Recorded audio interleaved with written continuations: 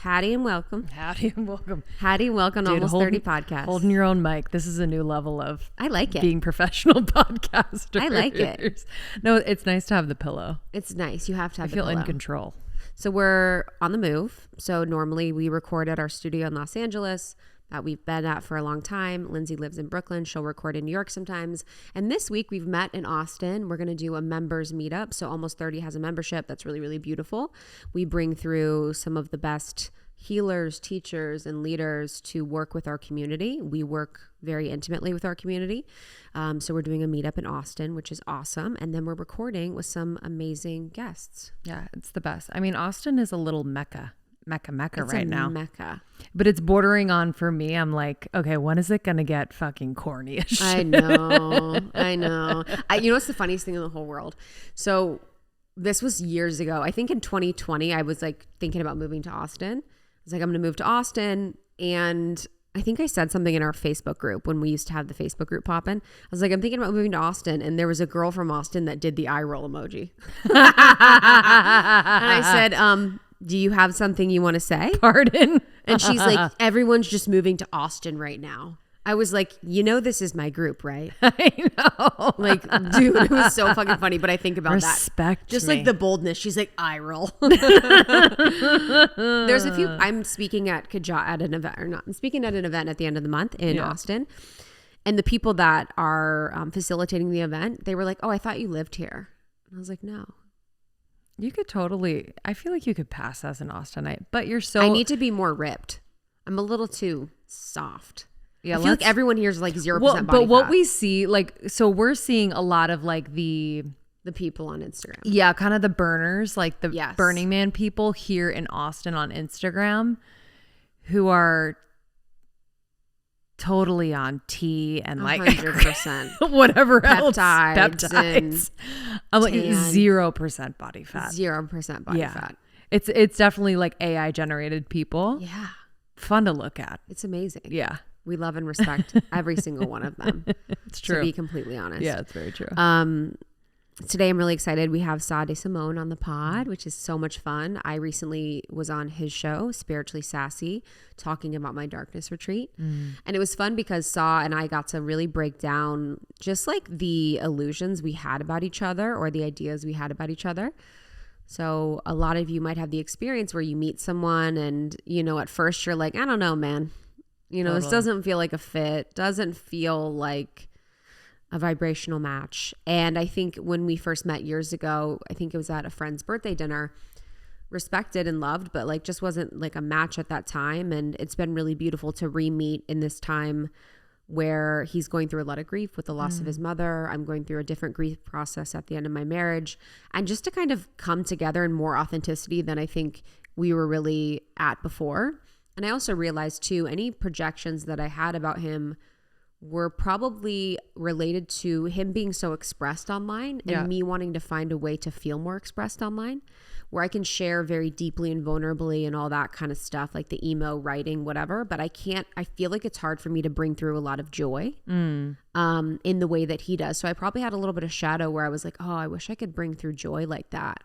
And was like, that makes me mad. Yeah, totally. Like, but I mean, but I remember seeing him online, and I think too, I didn't have like a particular thing, but it was more so like knowing that he's also a person beyond that. Yeah. It's like sometimes when there's such a personality or like a performative thing, it's hard for me because I'm like, I know there's like so much heart there. Yeah, so much heart. You know, so.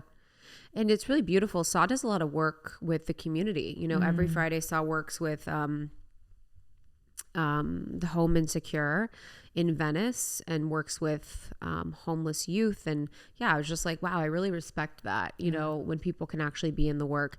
And it was great. Like our conversation was so much fun because we got to really drop down on some of the topics that I've been really jamming on, which is about how we overcomplicate so much of the spiritual space and so much of the work, and just how now like a lot of the language has crept into popular culture, and now people are applying language where it doesn't need to be applied and over pathologizing and over therapizing everything. And we're really losing sight of what truly matters or what should truly matter. What's an example of like Boundaries. Yeah. People are really overusing boundaries and they're not really understanding how within relationship they should be a little bit more flexible and porous. Yes. And that if you have your own energetic sovereignty, you can actually exude and embody a boundary rather than saying this is a boundary. It's funny, like when you say the word boundaries, it feels so old to me. Same.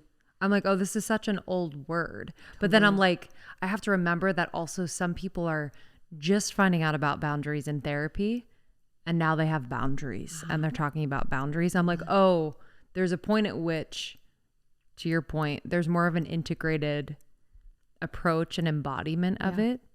I don't know if everyone gets there. They really like, I feel like people get hard on boundaries. They're like, they get fucking. They're like, Mom, I have a boundary With this.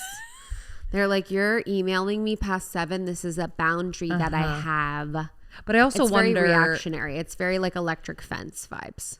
Yes. And it's like a stiff arm. Yes. It keeps people at a distance when really, in my understanding of a boundary now, is actually like a healthy way to relate to someone. Yes. Rather than let me create distance between us because you're triggering me. Yep. I think what's happening is people are creating boundaries, but they're actually trying to control other people.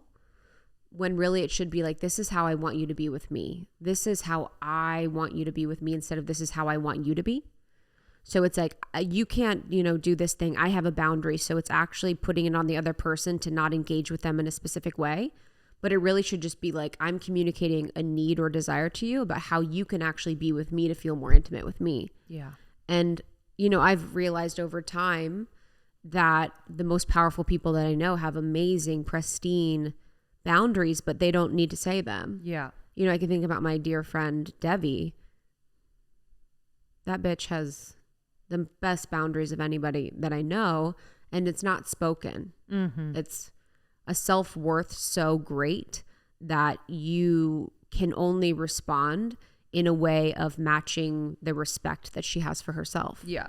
And there's a presence that I think is required too, where there's the self-worth, the self-respect, and the presence in the moment. Yeah. Where you're not reactionary to what's happening. You're actually understanding that it's like not in alignment with how you feel about yourself. And so you energetically, there's like a hygiene that happens where you're like, oh yeah, this is actually not where I'm supposed to be, or yeah, I'm not available for that. Which I think takes so much practice. And dude, when you master it, it's just, my thing is like with certain people, I can be like this, but it's like not across the board. Yeah. I'm trying to think of where my boundaries could be a little, because I'm not saying that I'm perfect with boundaries, because I have some leaky things right now that could use better boundaries. But also, the parts of my life that feel on paper for other people probably a little sus boundary wise, whether it's with my ex-partner or whatever, I just have to be in right relationship with whatever I'm doing. Yeah. So if I'm feeling uncomfortable with the way things are, then that needs to be addressed. But if I'm coming to an integrity with myself of like, oh, this is the way it is, it's okay.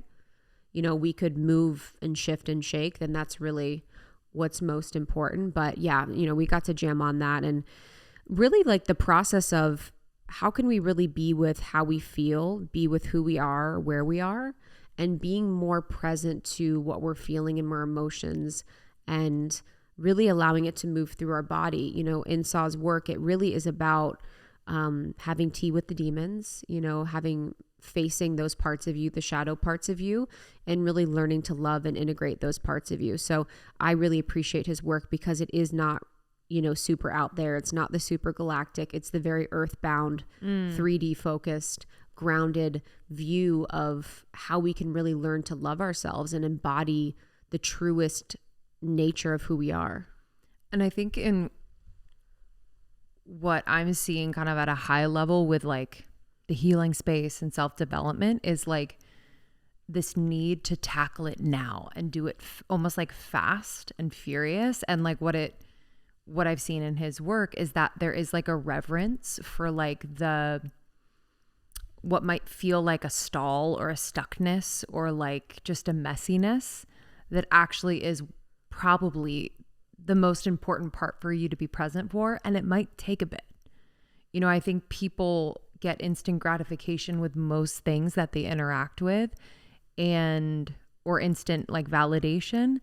And I think so much, and even just like writing the book has like kind of taught this to me. A lot of things have been like slowing me down, and I'm like, oh wow, I say I want to slow down, but when I actually slow down and focus on something like healing work or self-development work, it's like very uncomfortable.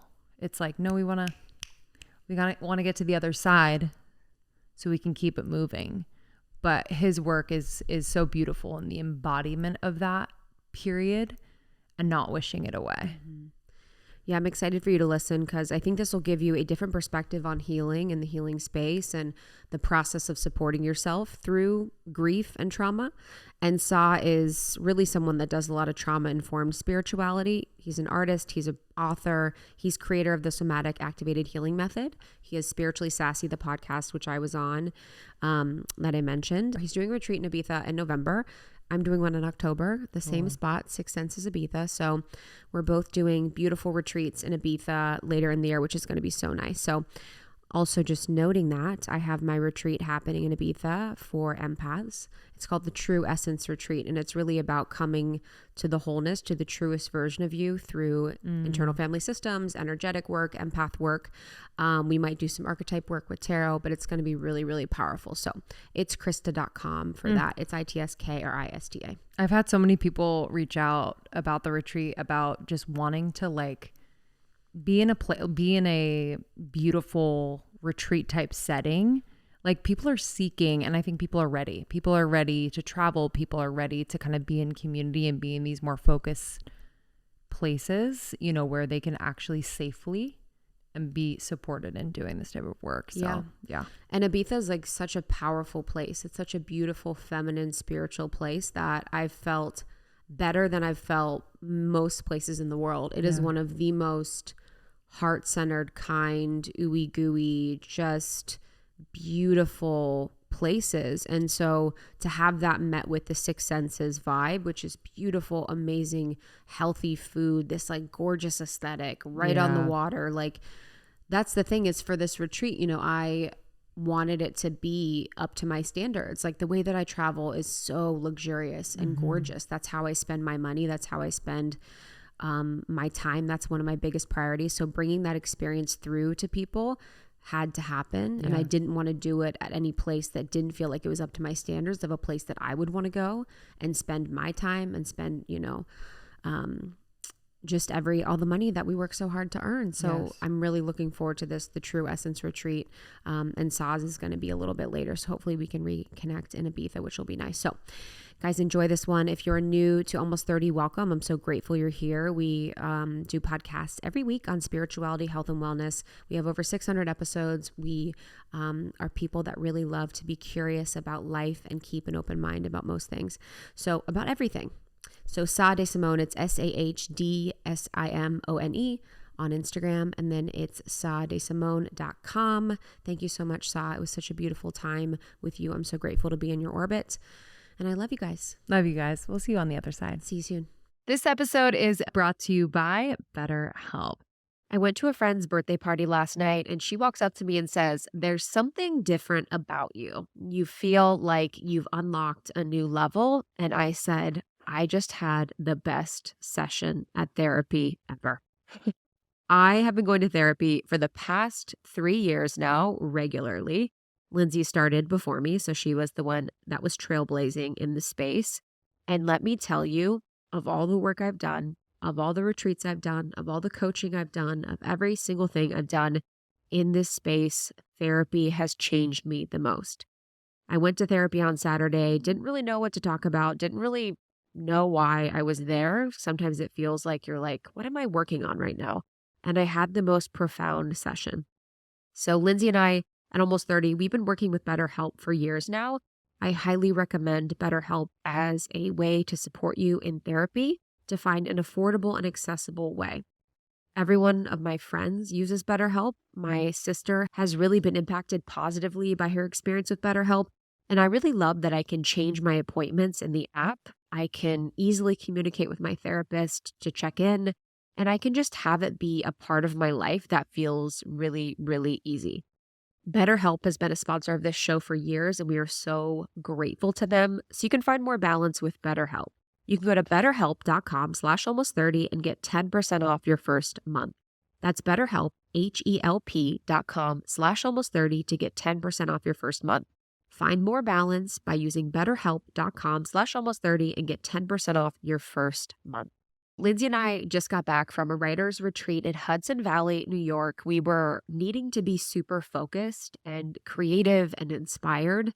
And sometimes you feel it and sometimes you don't. But what has helped me become so much more focused and energized and inspired is Cured Rise supplements. They are so incredible with their packaging, with their branding, with the quality of everything that they make. I've been taking Cured for a long time now. I use their Rise for focus and clarity and inspiration and energy, and I use their Sleep because it helps me have amazing quality dreams. If you follow me on Instagram, you might have seen that I talked about dream journaling and how their sleep supplements have really helped me to sleep better, but also have really interesting and exciting and powerful, prolific spiritual dreams that I'm able to use in my daily life for healing. It's a whole thing, but Cured supplements are incredible. It's a CBD-based brand. They have tons of amazing different things. I really love their Rise for creativity, like I mentioned. I like their Sleep. If you're someone that doesn't sleep, highly recommend taking their nightcaps and their Zen for deep, restful sleep. If it does not work, please let me know because I've recommended it to all my friends who have issues sleeping and they swear by it. I also have their products for my pets. So I have 2 babies that sometimes get a little bit anxious, especially when we have people over or I'm in and out a lot. And so I'll give my babies some of their CBD from their pet bundle. And they just have tons of quality, incredible products that I think you'll really, really love. The last thing that I want to say, because I could recommend every single thing and we'd be here all day, is their Serenity Gummies. So these are functional mushrooms and microdoses of THC, which help ease stress and unwind the mind. So it's fruit flavored and it really satisfies like a sweet tooth. Also gives you this calm feeling, stress relief, mood regulation, and it has this microdose of THC. It's really fun for me to do with my friends. At the end of an evening, we'll chill out, watch TV, and do a Serenity Gummy. You guys are just going to love all of Cured's products. So whether it's the Sleep product, whether it's their Rise product, whether it's their Serenity Gummies or for their pets, I highly suggest you trying it out and letting me know how it changed your life. So right now, Cured is extending an exclusive offer to you, our amazing listeners at Almost 30. You can use code ALMOST30 at curednutrition.com/almost30 to get 20% off. So curednutrition.com/almost30 and use coupon code ALMOST30 at checkout to get 20% off. So curednutrition.com/almost30 and use code ALMOST30 at checkout to get 20% off. That's Cured Nutrition, CURED, nutrition.com/almost30 and code ALMOST30 for 20% off. That I was eating that was like spectacular, and she would get it. Like the mundane. Exactly. She would be someone that I could go for both, the extraordinary and also the ordinary, you know. She was always there, always available. Yeah. My mom was the fucking bomb. She was it. She was true love. And yeah, so losing her, it's been like learning how to walk without a leg. Yeah. You know? And I think Anne Lamott, the mystic, the poet, she speaks about that too. It's like, so I'm learning about like how to live without mom, and it's, you know, I've already cried today. Yeah. You know? And I've already cried today, and I also did something that I never fucking do. What? Which is complain about a business or someone. I always just like eat it up. Yeah. I always just like, you know, do my self-work. Like, what is it saying about me? 100%. And then you bypass everything. Yeah. What can I learn about me through this process? But I'm not actually, unfortunately, through that process, I'm actually not truly helping someone else learn about their shadow. So I go to yoga class this morning, hot yoga. And we're in Shavasana. So we're at minute 57 of the class, right? Yes. Literally. And I lay there and I was like, oh, I'm getting hit by a wave of the grief. And I start myself feel like I'm going to start sobbing. And it's an interesting thing to be popular on the wellness space, right? Because everywhere I go, I always have someone recognizing me. Every yoga studio, everything that's wellness related. Someone's always like, I love you. Thank you for touching me with your work. You've helped me so much. Da, da, da. And it's always so moving. And also through the grief process, when I'm going to a yoga class in my neighborhood, that I'm like there to sit with like the hardest thing that's ever happened to me in my life. Like I need a little bit of space, right? So I feel the wailing and the sobbing and the coming on. And I was like, okay, cool. It's going to be an ugly cry moment. So I'm not going to do this in front of everybody. I'm going to give myself a private moment. You know, I've given enough for the world to see me ugly crying and all this shit happening, right? So I'm walking off the class and I see the yoga teacher literally marching to the door. And I was like, oh, maybe she's coming to open the door for me or something.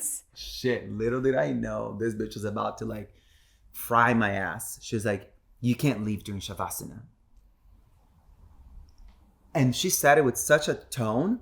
The little queer brown boy in me that's been like, you know, systemically, historically oppressed by like white people. I was like, and I look at her and the sassy queen came out and I said, wow, what a great way to leave a yoga class. She looked at me with this face and then she left back into the room. So guess what I did? I came home and I wrote the fucking studio an email. I said, this is unacceptable. It's not trauma informed. Yeah. It's like, do you even know what yoga is? You know? And I did that. And I was like, I talked to my boyfriend, talked to my sister. Should I even email the studio and tell them about that? But I said, you know what? I never do this. Like I go get my eyebrows waxed and someone like cuts up pieces of my fucking face. You're like, it's all good. And I go get my face shaved and like there's 3 cuts and I always just like, you know, 25% tip, 30% tip. I honestly obey by a law of generosity. Yeah. But I've also been missing these opportunities to like call people into their truth, call people into the light, call people into meeting their darkness. So today I did it. And it's because of the no tolerance rule that I'm operating under now because of my mom's death, you know. And it's also, you know, because in her situation, it's like, what about her was triggered that people weren't following the rules of what she perceived it should be? And like not being able, and yoga is about flow. It's about meeting people where they are. It's about their process. I was at Savannah with Sahara and we did an ecstatic dance class and we were just being fucking silly and wild and crazy. And this woman like walked up to the teacher and she's like, this is not ecstatic dance, and left because we were not ecstatic dancing. And I'm like, we've got it all wrong, honey. Like this is all wrong, like the seriousness but it's really powerful what you're saying, because I do feel like I'm kind of curious about that edge of where we've all been like, this is about you, this is about you. And then we bypass so much of how we feel. And I feel I catch myself talking where I'll say something and I'm like, I know that basically means that it's a mirror for me, blah, blah, blah. And I negate everything I believe and feel in that moment by saying that. So do you feel like you've done that a lot in your life and now you're kind of coming to the point where you don't want to do that? Or do you feel like how has that shown up for you? That's such a great question. I think that's kind of the mystery of karma, right? It's not black and white. It's very mysterious. It's not linear. Yes, everything is a mirror and everything is your perception. And also it's always a two-way street.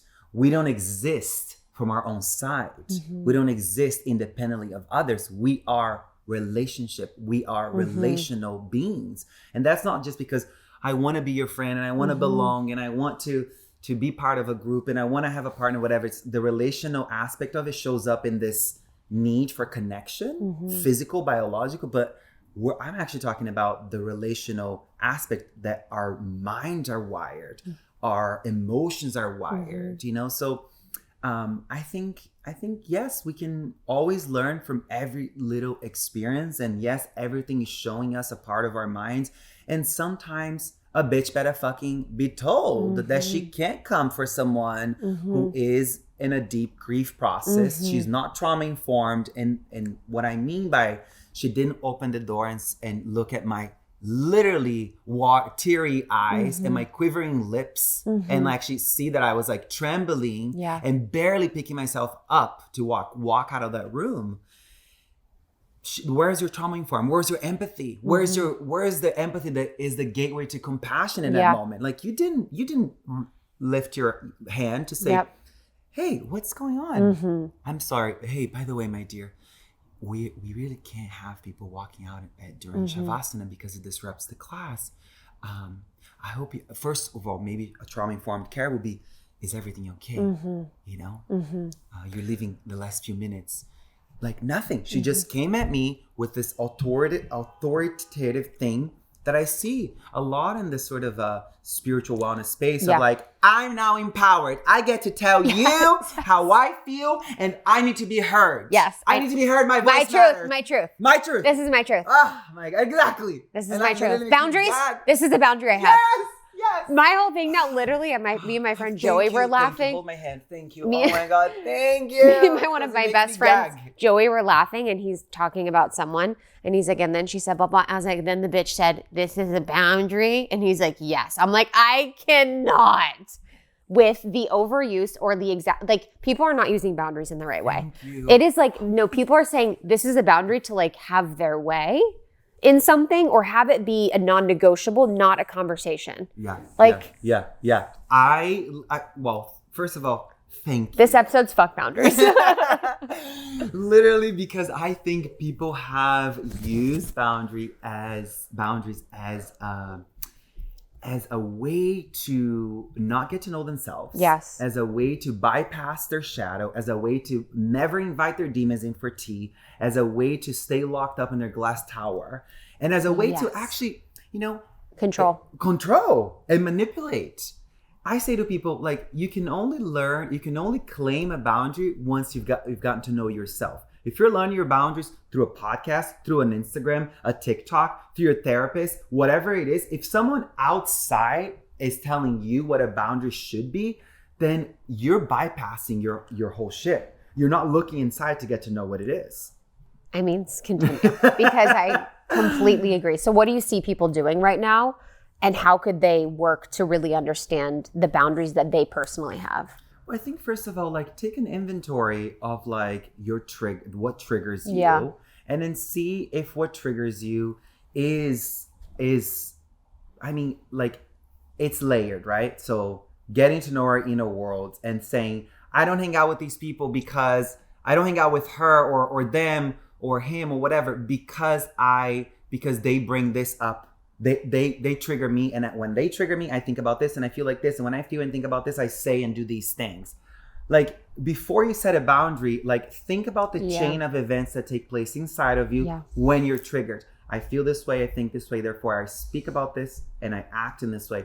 Cool. Take ownership, take radical responsibility that those things, those feelings, those demons, that textured crunchiness, it's already inside of you. No one can put a seed of crunch inside of you. No one can put a seed of anger and hatred and despair and hopelessness and depression, blah, blah, blah, blah, blah. The list goes on inside of you. It's all your work. So boundaries have to be, sturdy, but flexible. Yes. I think I always talk about them being like bamboo, like strong and powerful and weather resistant, but also very flexible. Yes. I think it goes along for me with the whole system of, the whole space of like, I'm an empath and that's my superpower. And I have boundaries. I'm an empath and boundaries, they go so hand in hand, which I think it's all ways of bypassing you getting to know your shit, getting to know yourself. So I think if you are wanting to set boundaries, like see how your mom triggers you, your partner, your friends, this thing, that thing, see how like all the triggers that take place and then take inventory. Okay, when that happens, this what comes up for me. Okay, when that comes up for me, I do X, Y, and Z. Before you go off blaming them, realize that every seed that's in the garden of our inner world requires enough sunlight and enough water to sprout and come true and become a reality.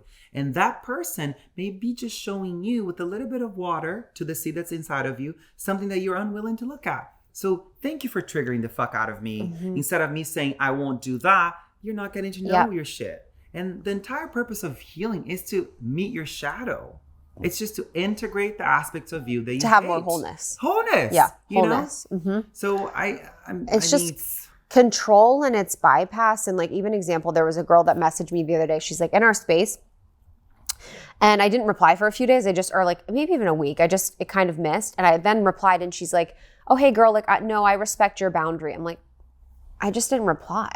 Like, what are you, like, where's the world where we're like, this isn't a boundary. Yeah. It's like, no, I'm taking a moment to reply. That's right. Or like, where are people using boundary as a form of controlling other? Where it's like, this is a boundary. Because the boundaries for me are the way I'm going to interact with you are going to change. Not you are not forced to interact with me differently.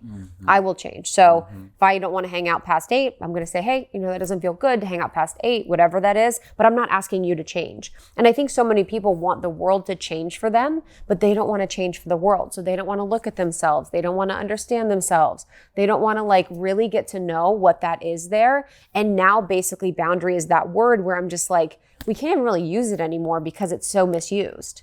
I'm so happy you're saying all this.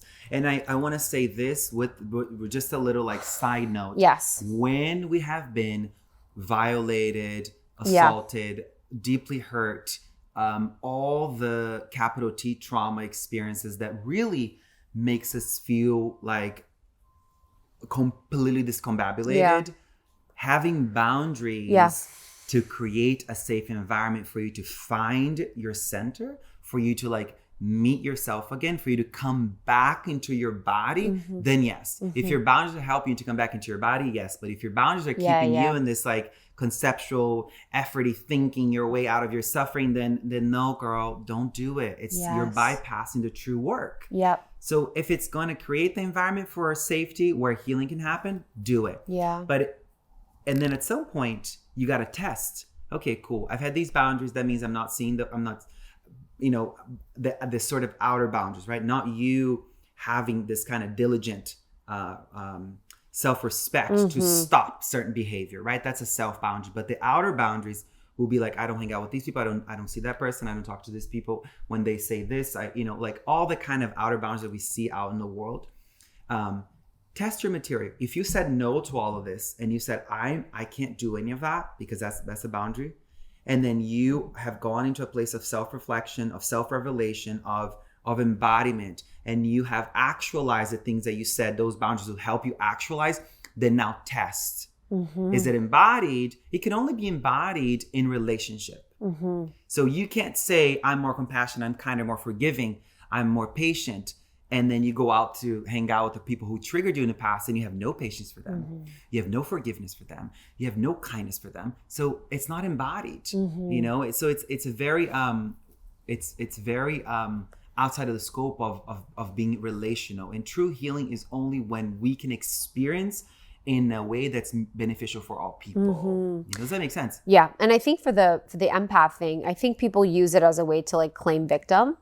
To be like, bad vibes, can't be around. I'm an empath, I feel bad vibes. Or, I'm an empath, I need to have certain boundaries. And it's like, I am someone that is a deep feeler, but I've really had to understand like the subtle nuances of energetics to really understand what I was saying or understand what was going on. Because we're all, as humans, we all are impacted by energy. Like all of us are. I think we have varying degrees. But I do feel like a lot of words in the space just get overused, and it just becomes something that is such a bummer for me, because then I'm like, oh, I never want to say that again. You just become over things.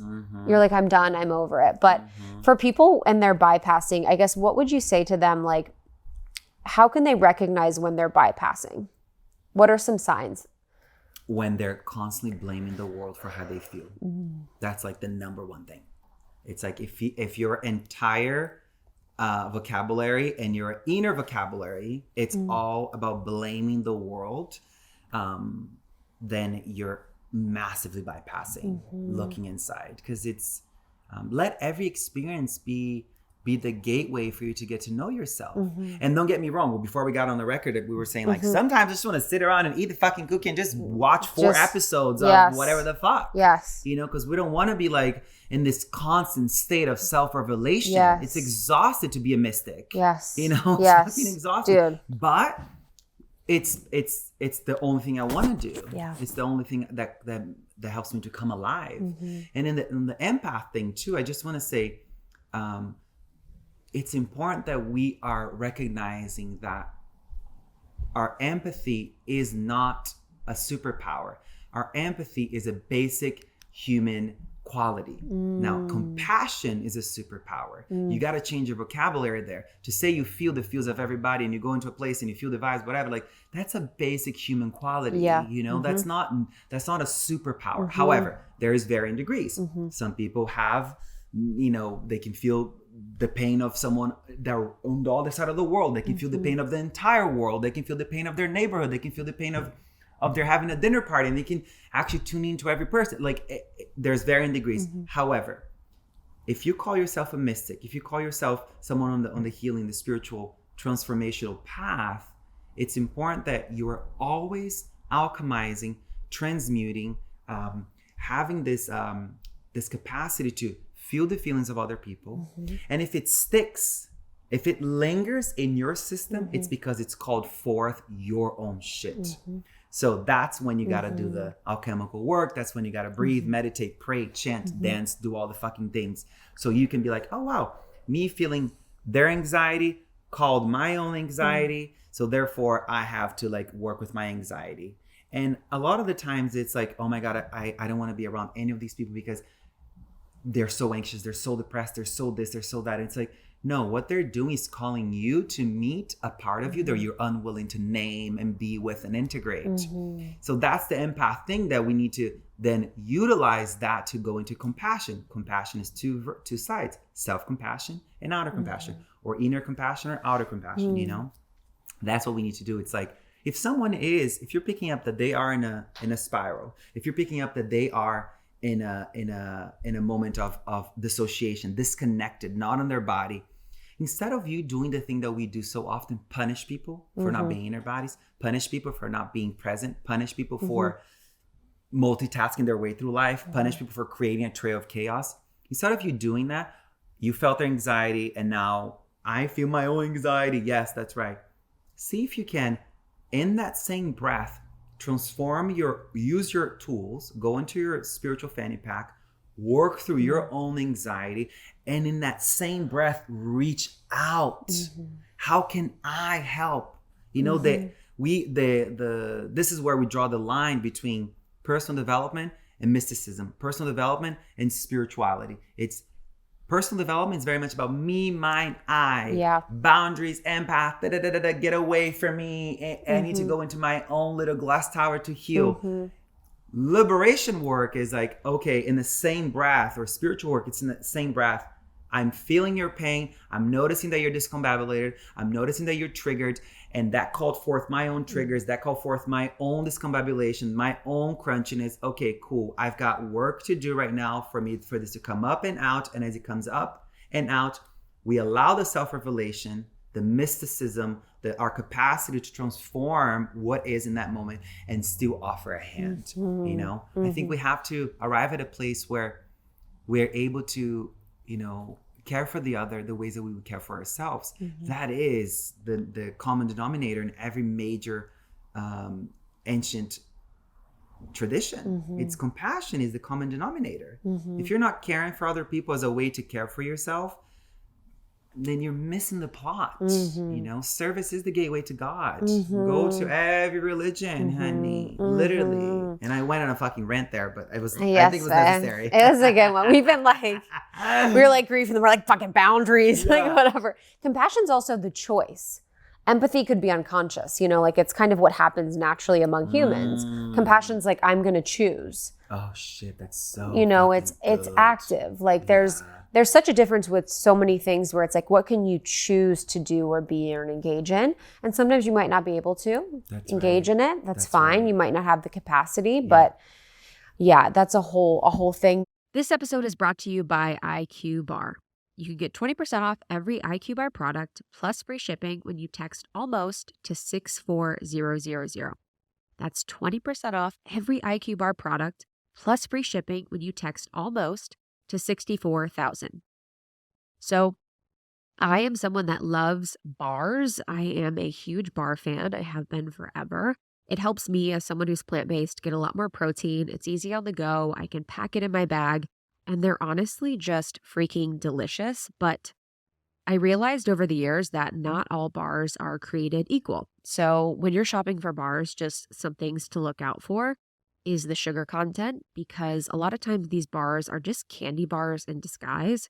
So checking out for sugar, checking out for the ingredients to make sure that they're ingredients that you can understand or you can pronounce. And then also making sure that the protein source aligns with something that feels good for you. For me, I love plant protein. And then also seeing if it's gluten-free, if it's keto, if it's paleo. But the bar that I really love, and a lot of my friends also use, is IQ Bar. So IQ Bar is so delicious, and they've helped me eat healthier.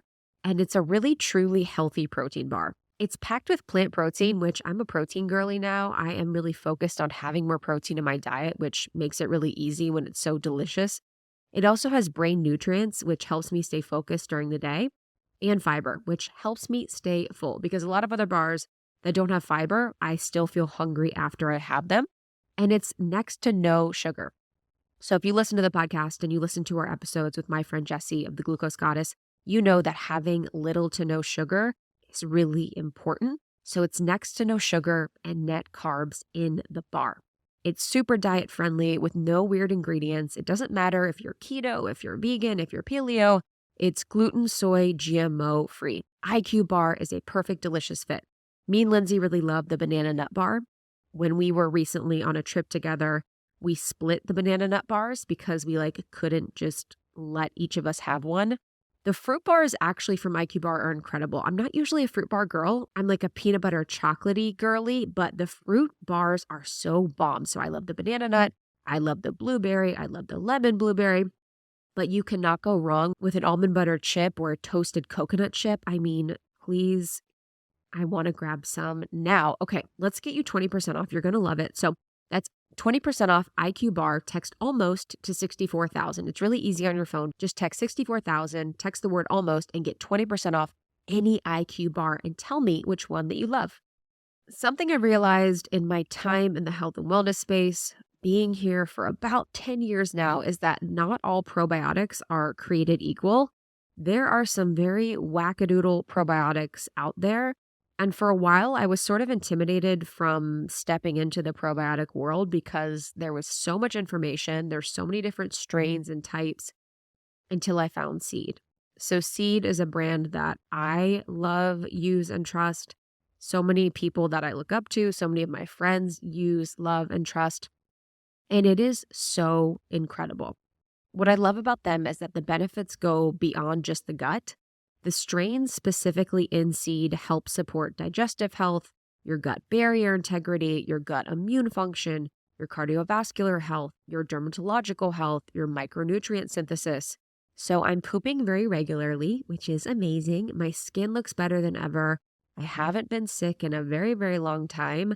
And I've felt just really, really good and healthy from the inside out. So I normally take my Seed in the morning. I will take 2 capsules before my breakfast. I'll let it digest in my body, which is amazing because they actually have a ViaCap delivery technology, which is a 2-in-1 nestled capsule which safeguards the viability through digestion for delivery of an average of 100% of the probiotic starting dose to your colon. So a lot of times with other probiotics, the capsule will not allow the actual strains to survive your digestion.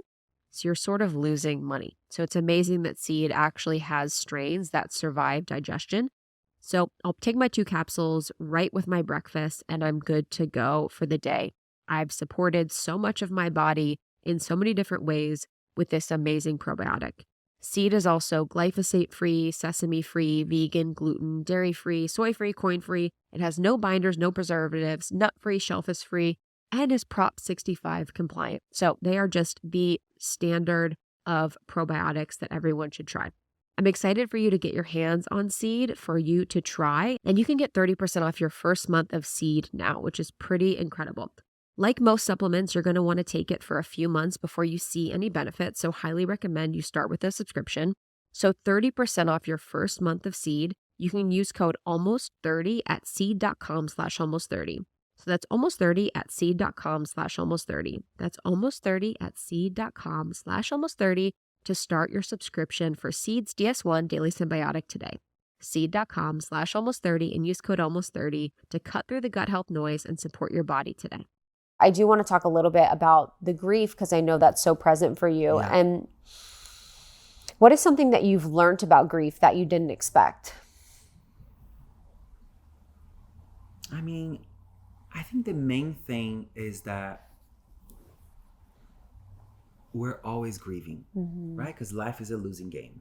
So we're always at a loss, right? I think grief has opened me up to the paradox that if life is a losing game, if pain is inevitable, if you know, all this like fucked up stuff is going to happen, our moms will die. Yeah. You know, like, whoa, that's crazy. My mom is not gonna call me back.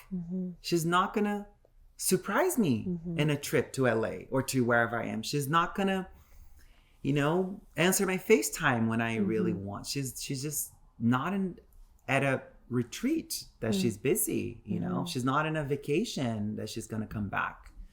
And it's really hard coming, you know, like actually embodying that truth that there is the communication in the ways that I have formerly been trained and conditioned to have with her will never happen again. Yeah. So now I have to open myself up to a whole new way of communication.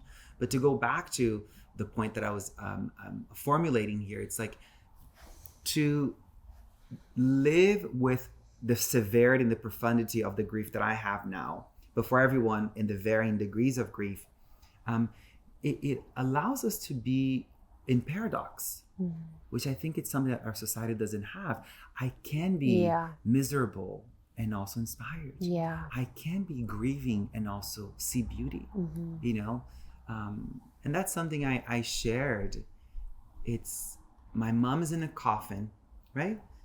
And it's the funeral is taking place and I'm completely disoriented that I've had to have my friend carrying me throughout the whole process because I was dizzy. I was literally dizzy, and people's voices were echoing. Wow. And I was like having moments of derealization and depersonalization and dissociation. I was like experiencing these psychological impairments to such a degree while the funeral was taking place. Simultaneously, people were telling me how my mom's love and presence brought warmth into their life. Wow. Brought care and kindness into their life. So I'm navigating being completely out of my body, feeling really unwell in my body, having all these really dark thoughts like, oh my God, I think I'm gonna stay like this for the rest of my life. While I'm losing my mind. Oh my goodness. Why I can still touch grace. I can still touch love. I can still experience love. And then I'm looking at my mom in the coffin and all these massive flower arrangements that everyone bought. And I can still see beauty. I could still see the sunlight coming in through the window and still kissing her face, you know, although she's dead and ice cold in that coffin, but there was still beauty in it. There's still an undeniable beauty that was happening there. Am I always aware that beauty's always around? No. Sometimes the grief overpowers you know, my life, and then I'm fully lost in the despair and I go into the edge of suicidal ideation. Yeah. And then I catch myself and I always know if I'm not in my body, if I can't see beauty. That's a really good barometer for people who are listening to. If you're not in your body, you can't see beauty.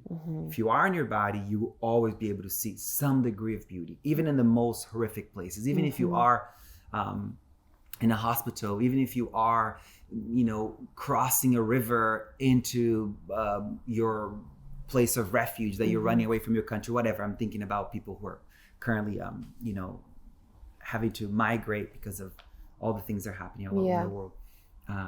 There's still beauty everywhere, and that's grace, and that's the beauty of being in your body, and also I think one thing that our society does not do is support people to fall apart. And grief has been what did it call? Like the green light for me to truly fall apart in an entire new way. Yeah, I think people would be surprised to hear that. Yeah. Because I think you're someone that very well is what I perceive as like very good at allowing yourself to be where you are at. That's right. So what's the difference between how you were before and falling apart and how you are now? Great question. I think it's related to work and just saying no to everything. Got it. Okay. And like not showing up and doing the things and performing. Oh, 100%. I just was like, I can't. I have nothing. I can't do it. My whole body was inflamed, dear. My entire body was so inflamed that getting up to go to the bathroom was like, I would hold my pee for so long. That's like a really interesting point for people to think. Like my body was so inflamed the week and the month after my mom's death that I would hold my pee until I couldn't anymore because I didn't want to get up and do our little anxiety pees that we do throughout the day that we pee like way too many fucking times. It's literally just like, psh. It's like, bitch, I didn't fucking need to pee, But I just did. Whenever I go before an interview, I'm like anxious. I'm like, I just peed for like 1 second. I'm like, I have to go. Yes. That's right. But that's the thing. It's like then when you are in that deep place of pain, you stretch yourself in ways that you learn about yourself. But the point is, I was so inflamed that I didn't even have the energy to go pee, or I was craving only the most unhealthy foods. Yeah. Thank God I'm about to be 6 years sober, because all I wanted I was seeing people like, we were at my grandma's house and so many people were coming to visit the house and everyone's drinking. Everybody's and I was like, oh shit, maybe I do want to have a fucking drink. But I was like, I don't need it. I'd rather just like, be here and just like experience this deep pain right now. And I'll go and I'll eat some sugary shit to kind of help me like lift my mood a little bit. But I think the grief, the main thing that's taught me, it's like, it's okay to fall apart, and we have to create systems in our society that are supporting people to fall apart gracefully and appreciate people falling apart. I was telling my students at the Somatic Activated Healing teacher training, I said, I wish I had a farm for people to come and fall apart. If they had some deep grief that they were processing, or some huge trauma, whatever it may be. If people needed an opportunity to fall apart and have their meals taken care of, had their bedroom cleaned, their bed made, and their showers, whatever, all the necessary things, but they had an opportunity to just come and fall apart and like not be asked anything of them, I think falling apart, having the people around us that support us to fall apart without a time frame. In our capitalistic society, we have a couple weeks to fall apart, and in some corporate spaces, it's you have a week to, like, your mom died, back to work. 7 days, you're back to work, like nothing happened, and you have to sort of go back and perform. It's like we don't have a society that supports people falling apart and picking themselves back up and putting themselves back together in a new way. And also the paradox. I think just opening ourselves up to see life through a paradoxical lens, I think it's something that we don't have. We can't see someone's problematic behavior separate from themselves. We are always merging all into one. We're not seeing people as a process of multiple parts coming together. We're seeing someone as one solid fixed thing. So I think grief opened me up to just see like nuance in everything, and just see everything as a layered, complicated process that, and that's just what it is, and not wanting it to be what it's not. I think in just a different type of grief, I've realized that it's like a lot of times I don't have anything to say. And I would realize that in other situations, I would just kind of talk and be like, oh, this is how I feel. And just like be in the mind. And I'm like, actually, I just feel. I don't have anything to say. There's nothing really to process. There's nothing anyone can say to me. I'm just feeling something. Yeah. And that's a new experience for me, because usually I would try and process with people. I'd try and I'm always like in that connection with people. And it's been really beautiful to just trust myself enough to be like, oh, okay, we're just going to feel. We're not going to ask why.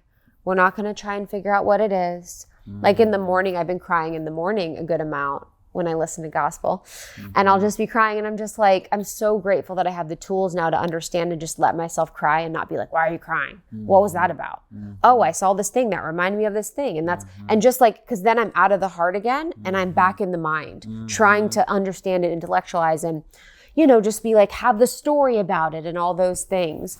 So in your feeling, and I guess with people falling apart, I think people have a lot of fear around falling apart because they're afraid of others. Others will judge them. Others will leave them. Others will run away. And they're probably also afraid they're never going to put themselves back together or get back up. What would you say to people who are in the process of grief or want to have the experience of just being able to just fully let it all go? Great question. And I also just want to say, stop pathologizing your every feeling. Stop asking why. I love that so much. Drop the story, be with your feelings. Yes. Like that super viral video I created a while back. I think people are starting to understand that if they keep intellectualizing, always asking, why do I feel this way? Why is this happening? Why? It's what you said. I love that. You're out of the heart and you're back in the mind. Yeah. You're back in your head, which means you're always seeking something to blame for how you feel. Can it just fucking be something that's visiting you because you have invited in? Can it just be a visitor that you have sent an invitation that you don't even remember when you fucking wrote that letter to invite them over, and now here it is showing up? Can you meet that feeling like a visitor that's coming here, and has a message for you? And it's because when I have understood it before I felt it, I try and move on. Like even in therapy, there was an experience I had where I explained it to her. I'm like, I saw this thing and I went through this thing and I felt really erased. And I kind of explained it, and she's like, hold on. Let's be with the part of you that feels erased. And I was like fucking just bawling. And I was like, I'm so grateful that I had that press and that probe, because I understood it, but I completely bypassed the feeling of it and the part of me that really felt it. And I think what's so hard about our space is that everyone intellectualizes everything, and we're all on the internet just looking at the quotes and the memes and like the slider graphics and all the things, and we're understanding everything, but we're not actually embodying it or like there's no somatic resolution. There's no somatic understanding of it. And I always say that healing only happens in the body. It's like there's no way for you to think your way out of your suffering. You can maybe come up with a new little concept that will help you to get through the next few days by talking talking your way out of how you feel. But the feelings that are not met or processed, it will come knocking at your door again, honey. I think one massive thing that we are forgetting is that healing is the process of removing the emotional charge of our memories. And that's something that we're kind of overcomplicating it, but it's truly that simple. And the way for you to remove the emotional charge of your memories is through the body, because the feelings are felt in the body, and the work of somatic transformation it happens where therapy ends. Where, for instance, in therapy, we're talking about what's going on, and we're getting feedback, and we're getting a different perspective, and coaching and all this stuff. There's a lot of talking. But what happens a lot of times, people are walking out of therapy or walking out of a coaching session that doesn't have somatic or a body-based practice involved, and they're left with these big feelings, and the big feelings are going to, if you're not stopping the momentum or being with them, they're going to call forth stories. And then those stories are going to call forth words, and those words are going to call forth actions. And you're just literally recreating the same suffering patterns that your mother has done, your father, your grandparents, The only way for you to truly like transform is for you to meet every feeling when it arises. That's what healing is about. Like, I can't say that people want it to be more complicated. People want it to be more esoteric and more. What can I buy? Yeah, exactly. But it's really not. It's just like meet every feeling in the body as it arises, and before the feelings claim a story, or before the feelings get tangled with the story, be with them, breathe with them, let them come up and out, you know. And it's in that process that you're going to have revelations. And it's through those revelations that your memories no longer have emotional charge. You know, you want to know if something has healed, walk through Whole Foods at Tuesday at 2 p.m. and the memory that would flood your mind around that kind of a time in that afternoon, you know, period. And then that memory comes up and passes by your mind stream, just like any other thought. That's when you know that you have healed, you know. And a lot of the work that we're doing in the Somatic Activated Healing method is inviting people to drop all the stories and be with the feelings in their bodies, and what that looks like. Literally, wherever in your body you feel the feeling, go there. And a lot of people are like, oh, I don't know where it is in my body. Then, you know, slowly you're going to find your way back into your body, where you can come to that place in your body where you feel the feelings. And then a simple practice you can do is, okay, I feel it here. What's the color? What's the texture? Does it have a shape? Does it have a smell? You know, like try to give it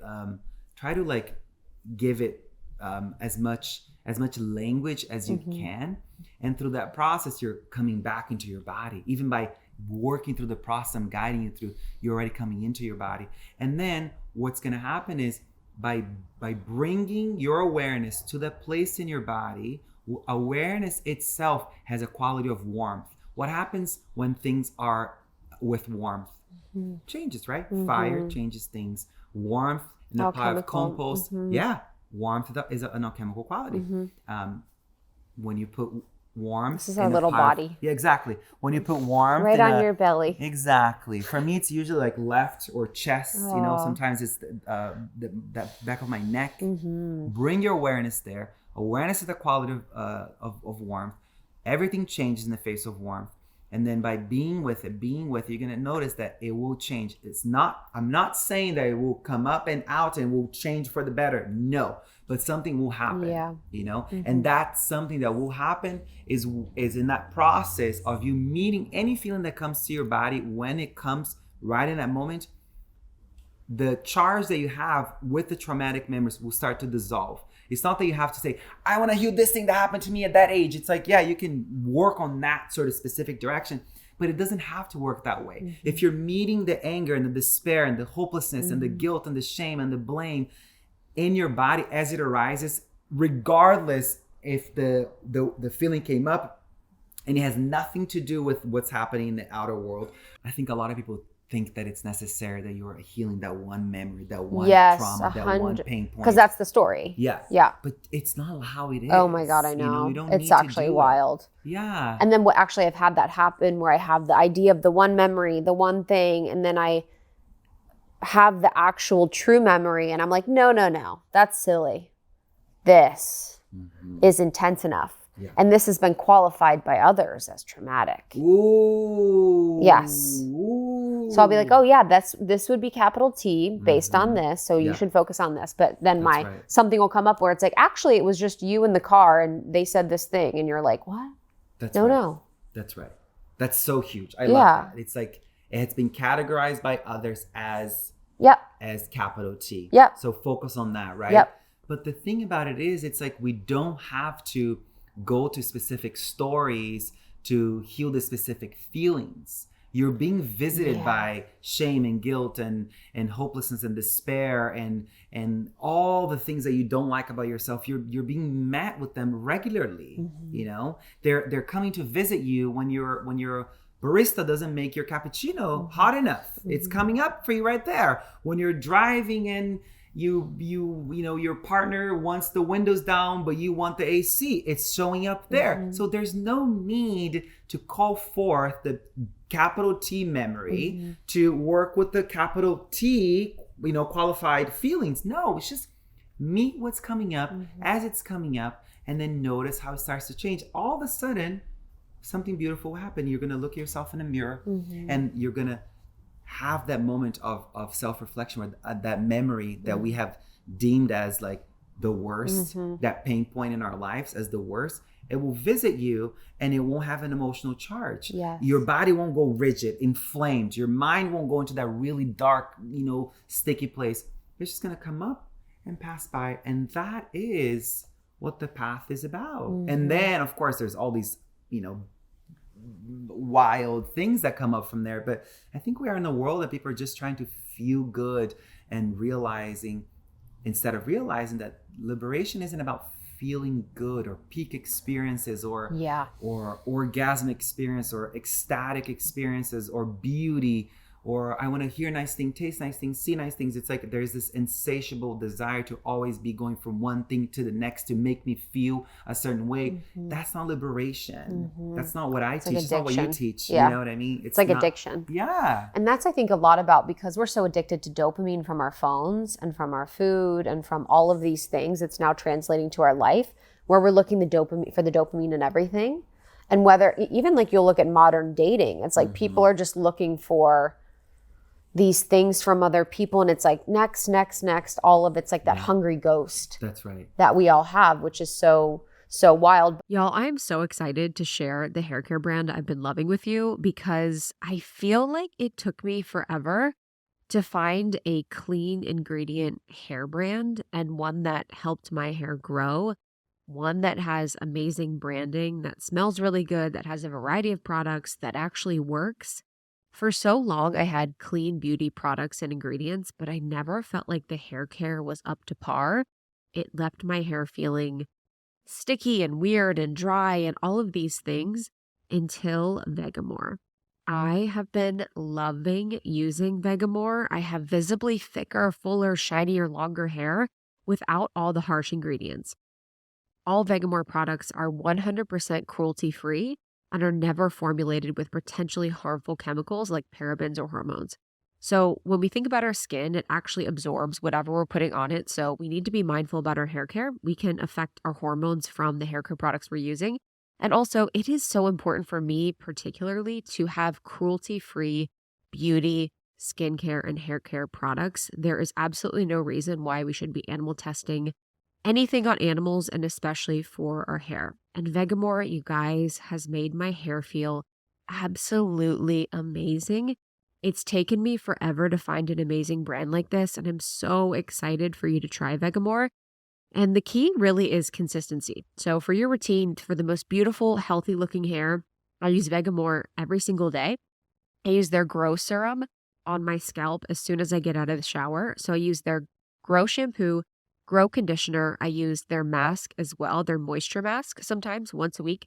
And then I'll use their Grow Serum on my scalp every single time I wash my hair. And I swear it has made my hair so thick and awesome. I have to say, it just feels incredible. So what I really would love to suggest is that with Vegamour value kits, you can get their Grow Essentials kit. I think this is the best thing for you to do, especially if you want longer, thicker hair. You get to try all of their amazing Grow line products at a really great savings. And when you sign up for the subscription, you save more and you never run low on any products you need to take care of your hair. So, guys, try Vegamour. I swear by it. I love it. I'm really excited about it. And you could give yourself the hair you really never thought you could have with Vegamour. So for a limited time, Almost 30 listeners get 20% off their first order by going to vegamour.com/almost30. So that's vegamour.com/almost30 and use code almost30 at checkout. That's vegamour.com/almost30. Use code almost30 to save 20% off your first order. So get your Vegamour products, feel really good about your hair, and let me know how you love it. But I love what you said earlier about the therapy thing, because I thought about that a lot, you know, being in therapy. And mine does somatic work, but it still is that feeling of Western culture where it's like mind. And we're so out of the body in the West. And I feel like people are just sitting in front of their computers. They're sitting in the car. They're not moving. They're not in their bodies. They're not feeling what it's like Do you find that people are scared to be in their bodies, or what do you think the resistance is? Oh my God, 100%. By the way, you're so fucking good at what you do. I'm like, damn, bitch, you're clocking every fucking thing. You're also very psychic. Smart. Oh yeah, thanks. I try. I think you have that. Like, wow, you have an amazing brain. Thank you. Very good. I was like, damn, you're tracking. People are scared of being in their bodies. Yes, they're terrified of being in their bodies, because if you are in your body, what's going to happen? You're going to have to feel. Yeah. And people don't want to feel. Yeah. You know, people are afraid of feeling. And we also need to think about all the things that we're under the influence of that have created a life of splitting, a life of running away from the body, a life of multitasking, a life of overdoing, a life of running late, you know? Yes. Like all the things that I still do, some of them, as a ways to keep myself addicted to suffering. Yes. You know? The adrenaline. That's right. Dude, I have a friend, she's like that. And I'm like, I swear to, you were early. But I think she is late because she's addicted to that adrenaline in that story, where it kind of keeps her in that like heightened mode. And we're all addicted to these chemicals. Something that you've done too is that I also do is I'm sober. And I'm not sober. I didn't have a problem.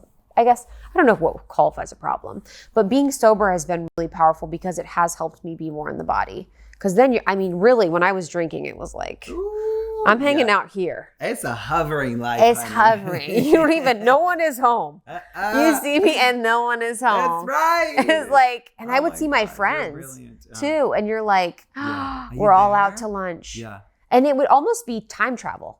Because you drink, you don't know what happened. The night's over. In the morning, you're talking about it. Yeah. How has sobriety helped your healing process? Oh my God, massively. Yeah. I think. Because are you in AA? No, I didn't. I didn't do any program. Okay. It was a part of like I was invited into that by one of my teachers. It was 1 week in May in 2017, and I had to like speak at this huge conference at this big corporate place at this thing, at that thing. It was just like all these massive things in all in 1 week. And at that point I was like drinking a glass of wine every few days. I was smoking a joint every night. I was, maybe doing a little MDMA on the weekend, maybe a little, speaking my language, like a little mushrooms here and there. But it was like I was like conscious about it. I had already been to very India. LA. Very LA. Yeah, yes. But I was in New York. Okay. Exactly. And I had already been to India like 6 times. So I was like very conscious in that approach.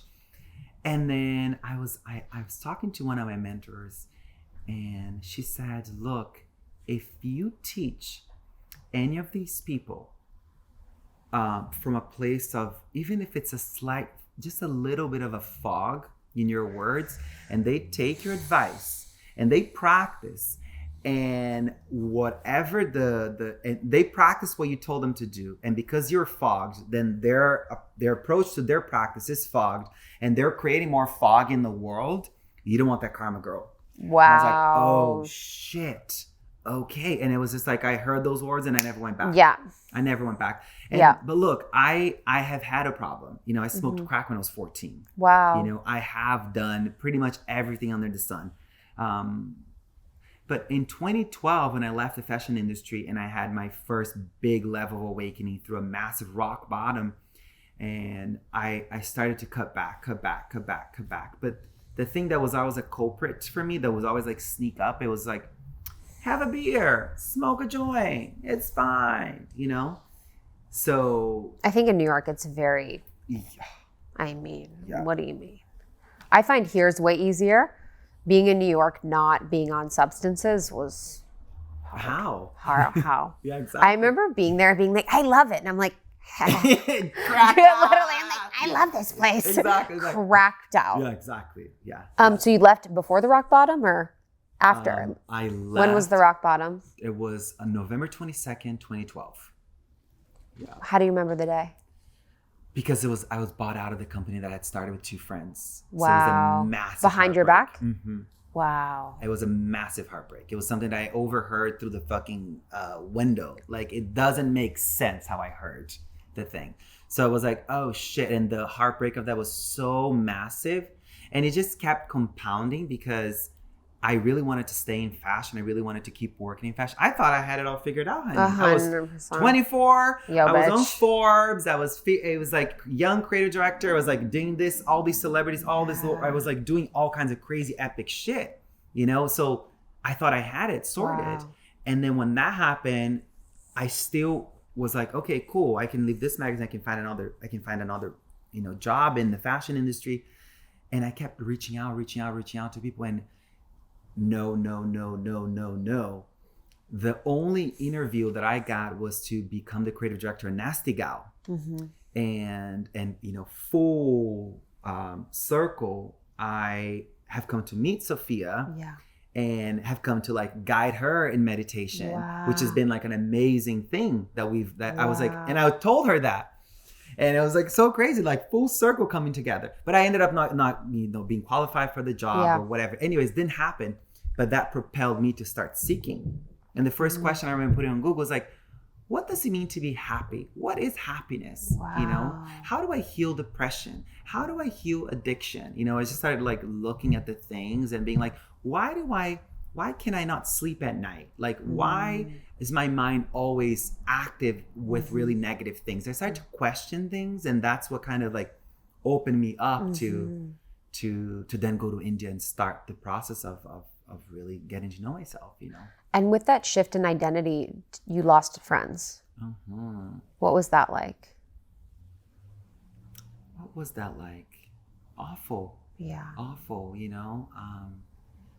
It was so awful that I left New York and I moved to Florida. And Florida's a place that I said, I'm never going back there. You know, 100%. You know what I mean? Like, I'm never going back. And I, of course. Are you from Florida? No. I mean, Are you from Brazil? Brazil. But did you live there? I lived in Florida. Okay. We moved from Brazil to Florida. Got it. Okay. So Florida's like my, you know. American home or something. Yeah. But no, fuck that. But yes. Yes. You know, that's where we went.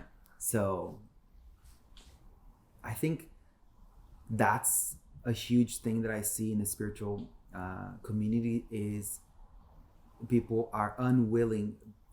I mean, that I see out in the world, not in the spiritual community so much, but kind of, is people are unwilling to let people and parts of themselves, you know, fall like. Yes. Oh my gosh. Being alone, you know? That's what I see actually so much.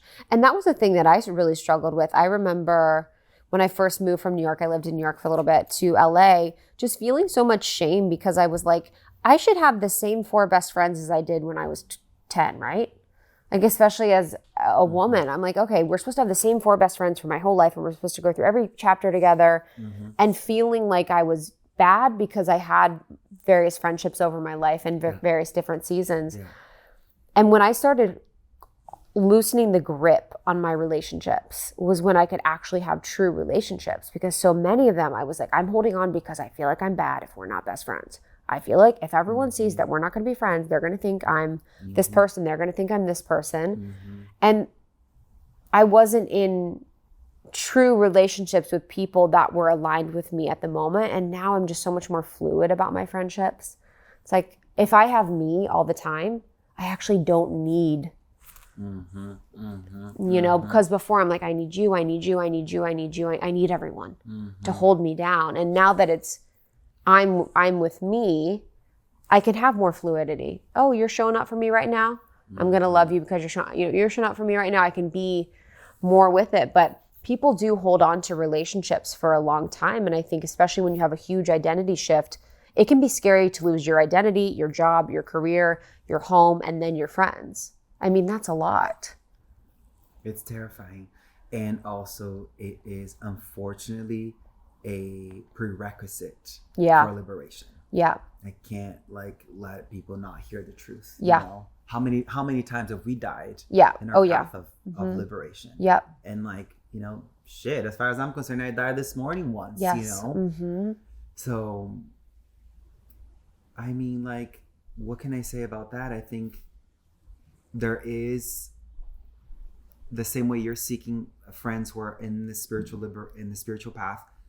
they're out there. Like go to like be where you want to be found. Stop going to happy hour hoping to be happy. Stop going to happy hour hoping to meet friends. Don't do the same things hoping for a different outcome. Like do something completely different, and that's where a new outcome will come. And also like it's really important for us to see like what I spoke about beauty earlier. I spoke about like capacity. Like when you're in your body, you see opportunity. When you are in your body, you see beauty. So if you're not in your body, if you're in your mind, you can go to the meditation studio. You can come to one of our events. You can go wherever, and you're not going to see opportunity because you're locked up in your mind. It will be hard to be in your body. And I say to people all the time, it can be excruciating to be present. It is a full-time job to track. Am I in the future? Am I in the past? Am I storifying? Am I efforting? Am I conceptualizing? Or am I in my body? It's a really radical choice because you're not interpreting life through your conditioning. You're interpreting life through the whispers of silence. And that's a very foreign approach to life. We don't know how to do it. But we don't know how to do it. I say that. But I also say we forgot how to do it because that's the natural way of doing life. Yeah, and in your rock bottom, you mentioned searching, how do I be happy? Do you feel like now with what you know, that's a feeling that you seek to be? Like, what is the state you seek to be at? Open. Yeah. Just open. You know, I think just live in a paradoxical state. Like I can be with this and that, not this or that. Like that's what I'm hoping to. That's what I practice. It's being with this and that. And then I also practice being in a state of non-duality where I am just meeting things for what they are, and seeing even really hard things, really challenging things for what they are, not like my colonized, indoctrinated, poisoned perception that's fully myopic and self-intoxicating about who people are and what the world is and whatever. Like I really try to remember that the more I think I know, the more I am lost. And that's a really hard truth because our entire process now, especially in the spiritual wellness space, people are going from this book to this podcast to this Instagram post to this thing. They're such accumulators of information, and they could speak the mystical mumbo jumbo. But there's no lived experience. And one thing that I seek now is to like come into a place where my presence alone invites people to be okay, invites people to fall apart. My presence alone invites people to feel safe. And I feel like it's crazy because something happens. I'm sure you can relate. There's a big sign on our face. Tell me all your deepest, darkest secrets, I can handle anything. Nothing is unforgivable to me. I can handle anything. I won't ever judge you. And that's what this presence emanates. That's the quality that I want. It's more of that. It's just want to be open, and I want to create a trail of warmth and inspiration for people. I want to be able to like, this is very aspirational, and this is very like sort of goal-oriented.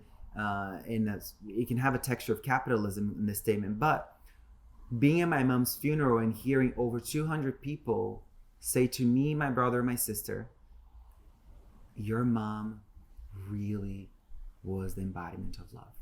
Like if I could have that in my deathbed. How is that capitalistic? Because it's so like, unless this happens, unless I have this specific goal, unless this specific outcome happens. Got it. Okay. It's so, capitalism says unless this specific thing happens, it's not good enough. Okay. So I don't want that. I want something that's more nuanced, more open, more relaxed. So I want to be able to like arrive in my deathbed and have people say, hey, Sah really inspired me. I felt safe in his presence. I felt taken care of. I felt special. I felt, so that's what these are my kind of aspirational, goals. But, the word goals isn't really meant to be part of this vocabulary. It's more like, these are the things that I'm trying to uncover within myself, remember, because these are our natural states, we just forgot. And like, it's funny because your desire is like your essence. Yeah, like all those things are your essence. Exactly. It's so cute. Like, it's so adorable when people are like, I want to be this. And you're like, that's what you are. Yeah. They crave that natural part of them. Just something on the colonization, like that, making you have that myopic view. Like, what's your journey been like with that sort of the truth of it? And then also the way that you had felt, or like the way you had viewed it, and how has that changed for you? That experience of that perspective. Well, I think white woman asking. Thank you for that question. And I think, look, it has to do with like many layers of what we're under the influence of. Yeah. So I'm under the influence of an ACE score, about the adverse childhood experiences. Yeah. So if the listener, if you've never heard of it, go check that shit out. So my mom had an ACE score of 9.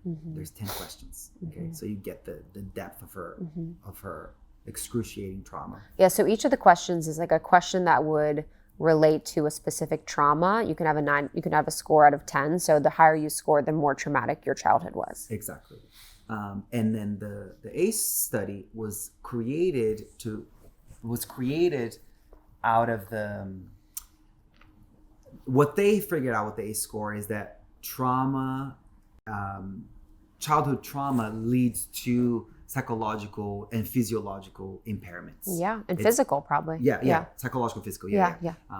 Perhaps I didn't say I don't even know what physiological means. I'm like, I think that works. Yeah, that's what it is. Okay. So the study has shown that people who were, depressed, anxious, suicidal, addicted, heart conditions, cancer, blah, blah, blah, blah. The list goes on and of all kinds of autoimmune disease, all the things. It could be tied back to how traumatic your childhood was. So I'm just saying that because you asked, like, how did my view change? And so I need to build up a little bit of the context about it. It's like, okay, so I'm under the influence of, I'm only speaking about my mom's trauma. Yeah. Now let's go to my grandmother, my mom's mom. My grandmother took her own life when my mom was only 11 years old. Wow. Okay. And she had a son who was brown skin and from her first marriage. And she married my grandfather, who was unfortunately racist. And they kept this young son out of the pictures, out of the gatherings, out of the community, out of the family, because his skin didn't match what they thought was okay, right? Or whatever the fuck. So this guy, Orlando, died when he was 28 years old. The son, my uncle. How did he die? Of a skin disease. You're which is so kidding me. demented. Yeah, I swear to God. So I'm finding out so much after my mom's death of like uncovering what's in my lineage is in me. Yeah. And my commitment to heal my lineage through my body has become so alive, and like something that you're going to hear me talk about this on post after post. Yeah. And if you look between the captions of this, it's always there somewhere. Yeah. Like healing my lineage through my body is like the mission that we're here to do. Yeah. And then you start to look at my family, tree, and you start to understand suicide, addiction. It's so colorful, it's just, there's so much there. And what's in them is now living in me, because we know the trauma lingers through chemistry. Therefore, I got a lot of shit that I'm under the influence of. Okay, so we can look at it from that perspective, right? One side. Now look at my own ACE score of what I've lived through, the experience that I've had as a child. Then you also add that in. So I'm under the influence of my family tree. I'm under the influence of what I lived in this life. And now, if you want to take a little more to the esoteric side, in Buddhism, we believe that we are the sum of all of our past lives. That that the process of all these different parts that come to be, that we are labeling Sah right now, has come to be because of all the consequence of all my past actions in my past lives. We realize, holy shit, there's so much unprocessed trauma. There's so much unprocessed pain and violence and a lot of disturbing stuff, So You may look at only your ACE score, meaning just what happened in this life. You may look at your parents' ACE score and look into your family tree, whatever, or you can look at your past life. So I'm giving you 3 ways, 3 layers to understand all the things that you are under the influence of. So maybe I even forgot your question, but that's what prompted me to say. So what's coming up for me, it's like the process of my own liberation and my own transformation, my own awakening, has like really like opened me up to realize like, wow, I'm under the influence of a lot of violence. Yeah. And the thing with violence, which is interesting, it's not creative, you know, it's not new. It's just very repetitive. It's like regurgitated. It's very much like the things that happened for my grandmother and her husband and her first husband and her son, and things happened between my mom and my dad and kids. I am living out the same exact bullshit, but I get to like call it quits. I get to be the curse breaker. I get to be the one to say enough. And it's not necessarily you have to go into their stories. You could just meet those feelings in your body. Now, hearing the story from my grandmother, my mom, and all this stuff, you realize there's so much pain, so much guilt, so much shame. And these are the 2 biggest things that I experienced.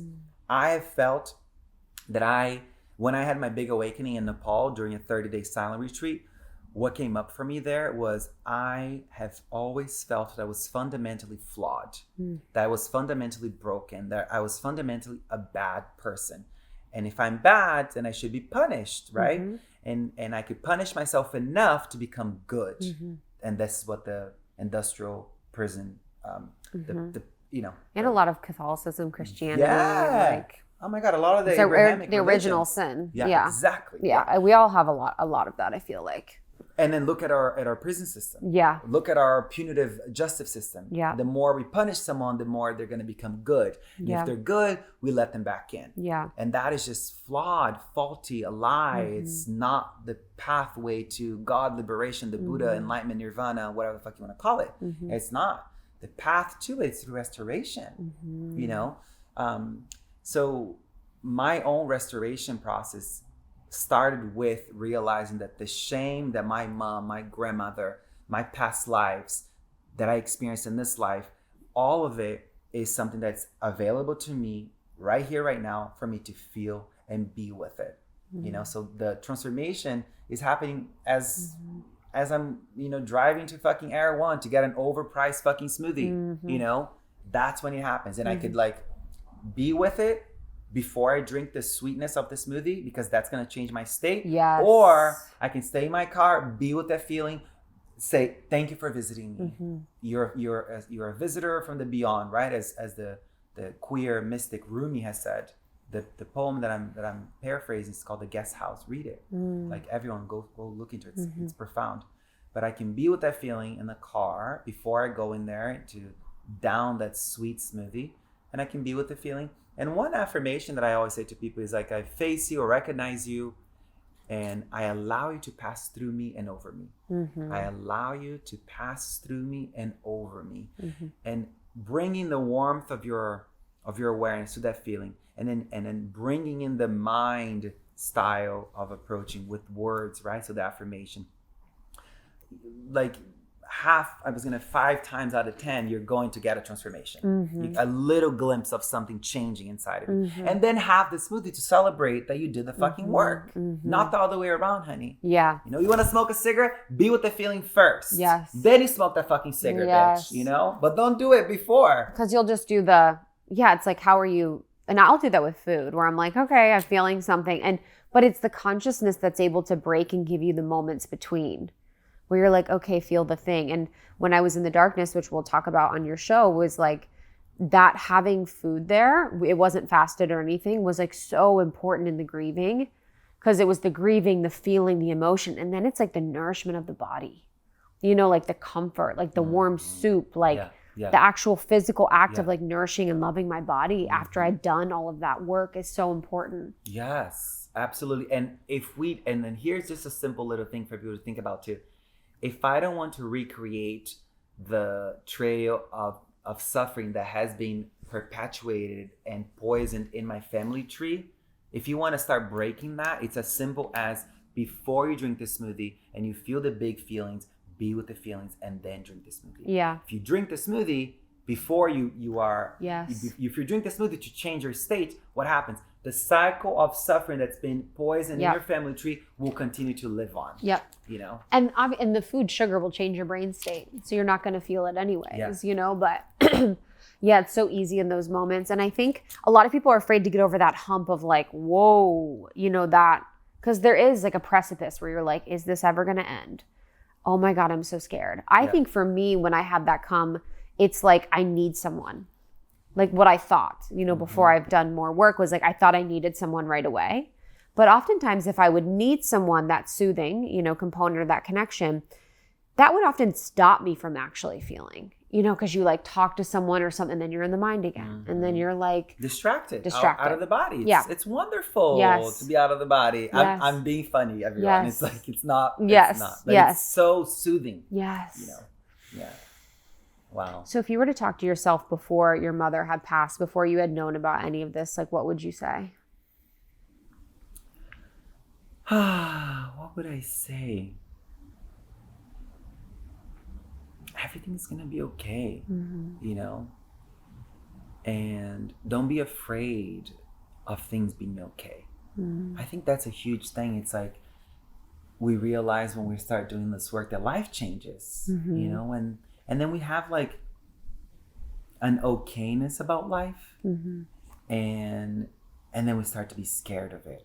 You know, am I doing something wrong? Am I not doing enough? So I'm in the process of like, not right now, you know, because right now I'm activated and energized. I'm so inspired by talking to you. I'm like, damn, this is great.